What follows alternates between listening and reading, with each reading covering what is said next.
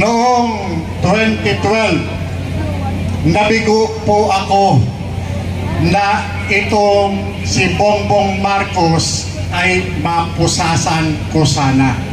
Tinanggalan nila ako ng kapangyarihan. Tinanggalan nila ako ng authority para manghuli. Pero, yang inalis nila sa akin na yan ay hindi na mabubura sa puso't isipan. Kaya, naniniwala ako sa pamamagitan ninyo, taong bayan, kayo mismo ang magbabalik sa akin upang ako mismo ang magkapit ng posas kay Bongbong Marcos.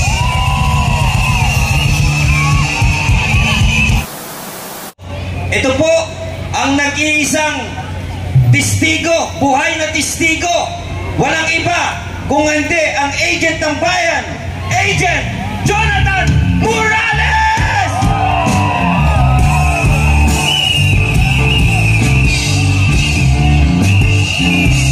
Maraming salamat po. Alam nyo, mga kapatid, ako kapag napapanood ko sa TV, lalong-lalo na sa balita, itong si Pangulong Ferdinand Bongbong Marcos Jr.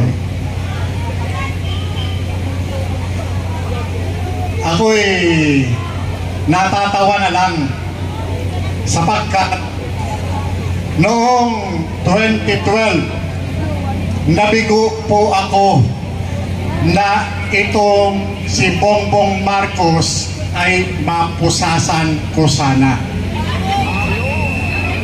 Gusto nyo bang pusasan ko si Bongbong Marcos?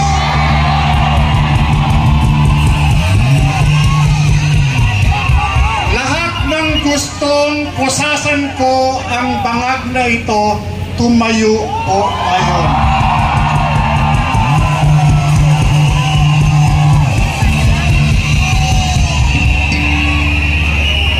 Sabihin po natin, bangag, tama na, sobra na, umalis ka na! Ulitin natin, ha? Bangag, mahina. Pasensya na, medyo mahina tenga ko, gawa ng putok eh. Yan. Bangag, tama na, sobra na, mag-resign ka na! Marcos, resign! Marcos, resign!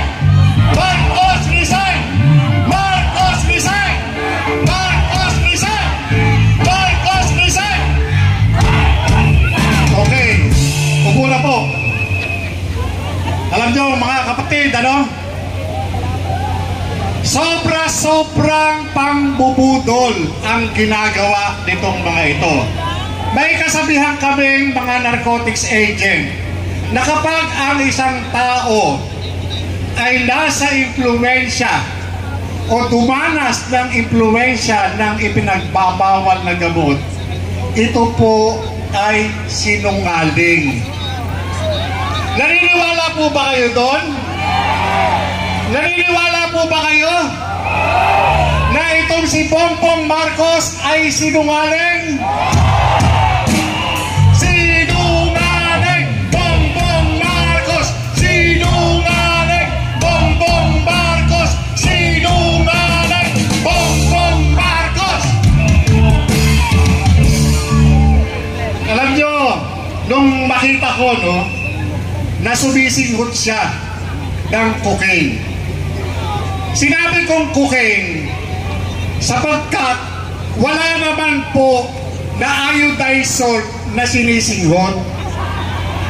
Noong nakita ko yung litrato na ipinakita nitong si Bong Dasa, talagang sinigurado na cocaine yung kanilang ginagamit.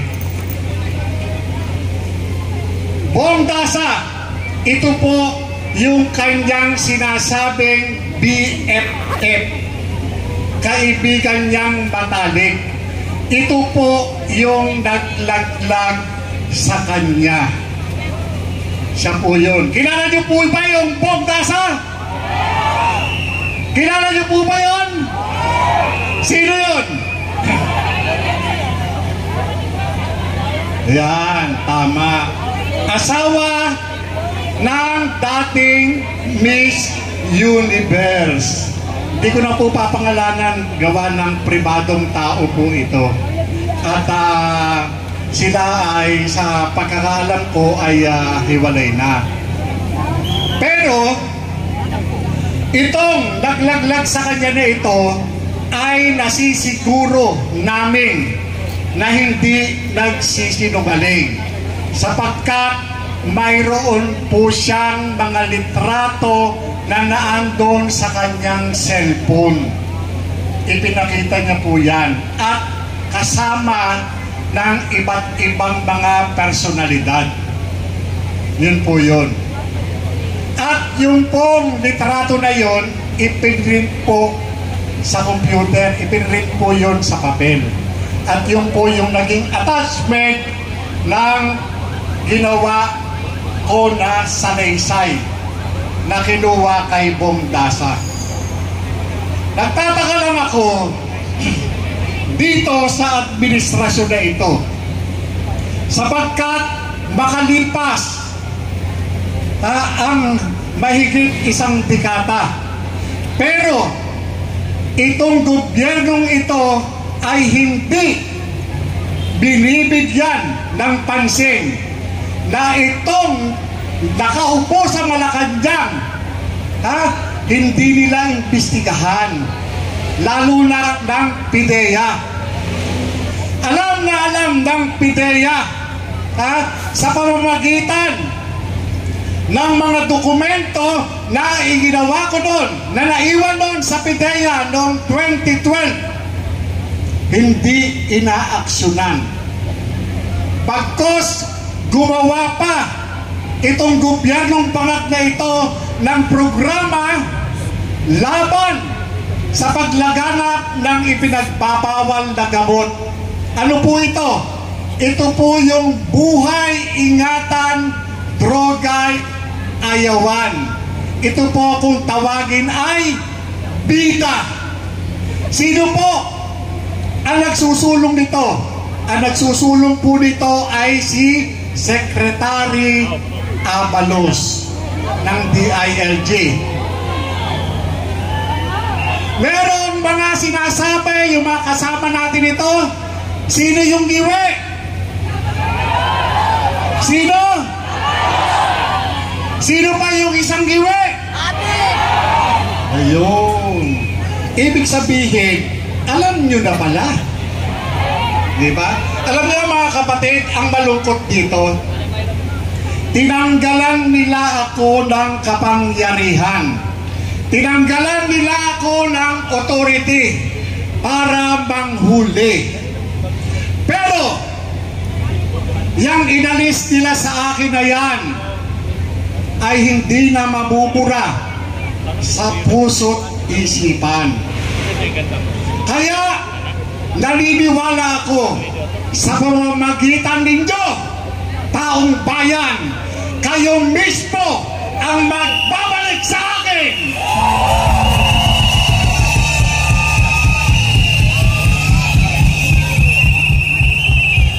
Ibabalik nyo ako upang ako mismo ang magkabit ng posas kay Bongbong Marcos.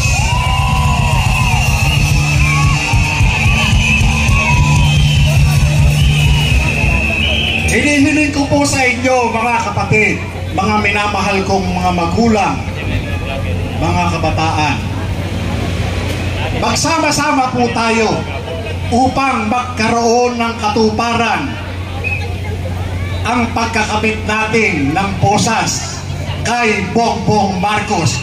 Maraming salamat po sa inyo lahat.